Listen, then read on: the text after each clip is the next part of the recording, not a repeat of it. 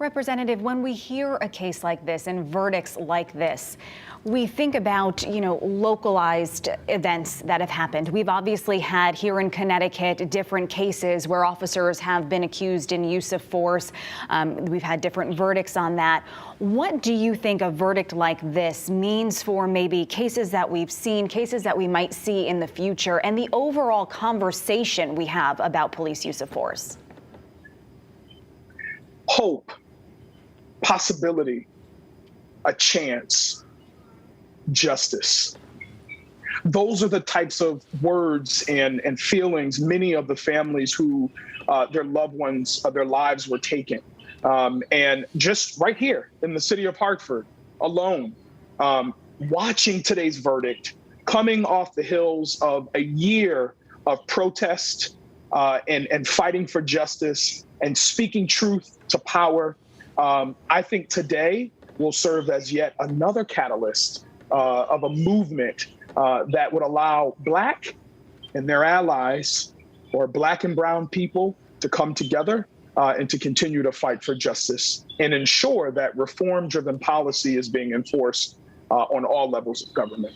But speaking of policy, Representative, we just heard the leaders in Minnesota talking about legislation to ensure that this kind of thing never happens again, that police officers don't misuse their authority, misuse force, and that Black men specifically don't die at the hands of police.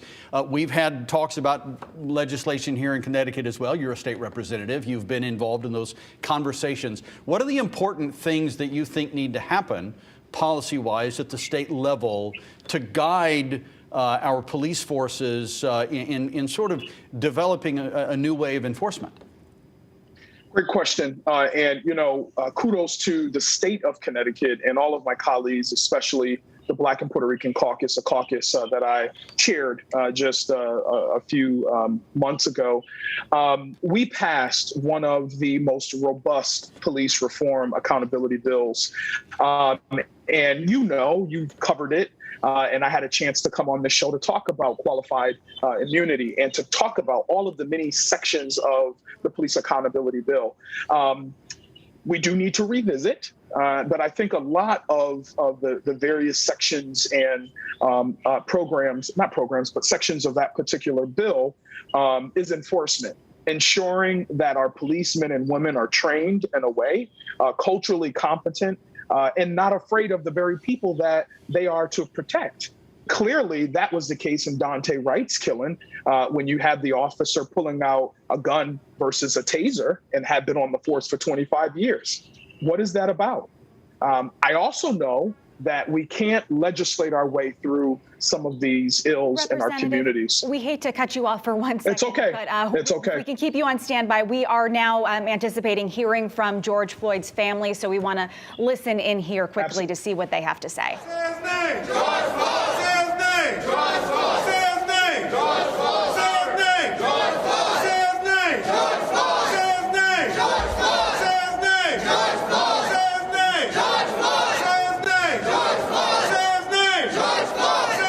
George Floyd. Say his name.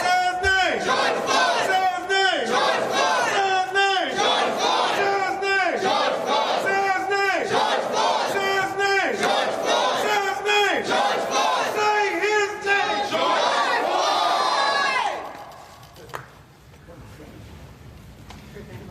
Before we say anything, we're going to have a prayer. When we first came to Minneapolis and went to the site, when Ben Crump called, we remembered how Eric Garner said, "I can't breathe," 11 times. His mother came with us to the site. The family came in, and this family has stood together for the last 11 months, watching this video go over and over and over again. This family stood with pain, suffering, and not knowing what the future held, because so many families went and got nothing. They thanked God when they got the indictment, which would not have happened had not the Attorney General, Keith Ellison, took this case. And Keith Ellison fought and put together a team that made this possible. And this is the first time in the history of this state that a white police officer has been convicted, less known convicted, of a murder. This is the first time in a long array of fights that we've seen 3 counts, guilty at all 3. We don't find pleasure in this. We don't celebrate a man going to jail. We would have rather George be alive. Amen. But we celebrate